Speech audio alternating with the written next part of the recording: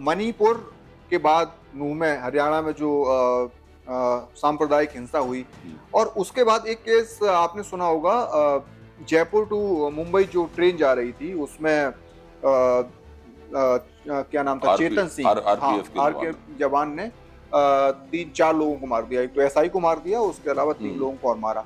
और वीडियो जो आया था उसमें वो कहता हुआ दिख रहा है कि हिंदुस्तान में रहना है तो मोदी और योगी को आपको वोट देना पड़ेगा। स्थिति उसकी क्या रही? मीडिया में बताया गया कि मानसिक रूप से वो बीमार था। जो भी था, क्या आप, मुझे पर्सनली ऐसा लगता है कि जब इस तरीके की घटनाएं आपके एक स्टेट के सीएम का नाम लेके की जा रही हो या प्रधानमंत्री के नाम की घटनाएं हो रही हो, तो क्या प्रधानमंत्री या उन जिनका नाम लिया गया, जिन सीएम को, उनको पब्लिकली आके या ट्वीट करके ये नहीं बोलना चाहिए कि इस तरीके का व्यवहार नहीं होना चाहिए, इस तरीके से देश में माहौल खराब होता है? देखिए, आप उनसे बहुत ज्यादा उम्मीद कर रहे हैं। मुझे तो उनसे इस प्रकार की उम्मीदें नहीं है कि वो इस तरह की सफाई देंगे। देखिए, उनकी जो राजनीति है उसके डीएनए में सांप्रदायिक जहर फैलाना है, और उनकी सांप्रदायिक राजनीति इसी प्रकार की मानसिक बीमारी पैदा करती है। जो लोग मानसिक रूप से बीमार नहीं है वो भी उस राजनीति के लगातार प्रहार, लगातार प्रोपेगेंडे से वो और ज्यादा मानसिक बीमारी की तरफ जा सकते हैं। तो वो तो शुरू से ही इस तरह के जो प्रभाव दिखाई पड़ा है चेतन सिंह वाले प्रकरण में, ये भारतीय समाज की मजबूती है कि बहुत ज्यादा लोग चेतन सिंह नहीं बने हैं। राइट। अभी भी समाज जो है वो इस पूरे परिस्थिति में कुछ रेडिकल संशोधन करने की ताकत दिखा रहा है, और वो बहुत सारे चेतन सिंह जो बन सकते थे, उनको बनने से समाज की इस ताकत ने, समाज की इस रेजिलियंस ने, उसकी इस दृढ़ता ने, मजबूती ने उसको रोक लिया है।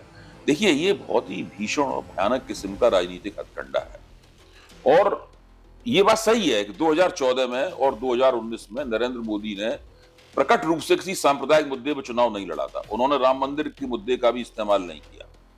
लेकिन भाजपा की चुनावी मुहिम में एक सांप्रदायिक अंतरधारा हमेशा चलती रहती है। जैसे होता नहीं कि मैदान में मैच हो रहा है तो कुछ लोग बेंच पे बदलू खिलाड़ी, सब्स्टिट्यूट प्लेयर की तरह बैठे रहते हैं।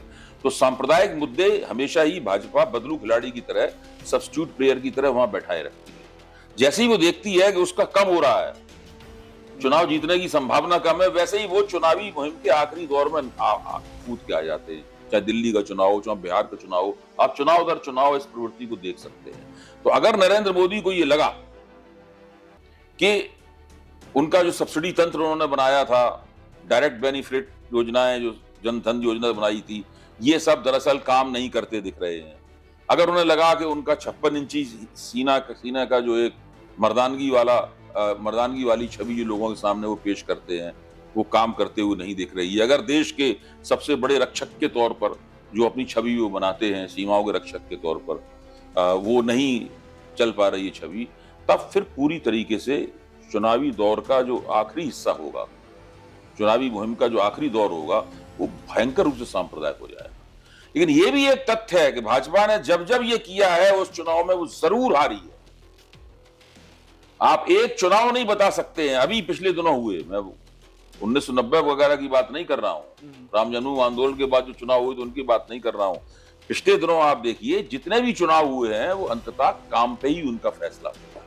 ये नरेंद्र मोदी जानते हैं इस बात। इसीलिए वो सांसदों से कह रहे हैं कि ये धारा 370 और राम मंदिर की बात छोड़ दीजिए, काम की बात कीजिए, काम की बात कीजिए।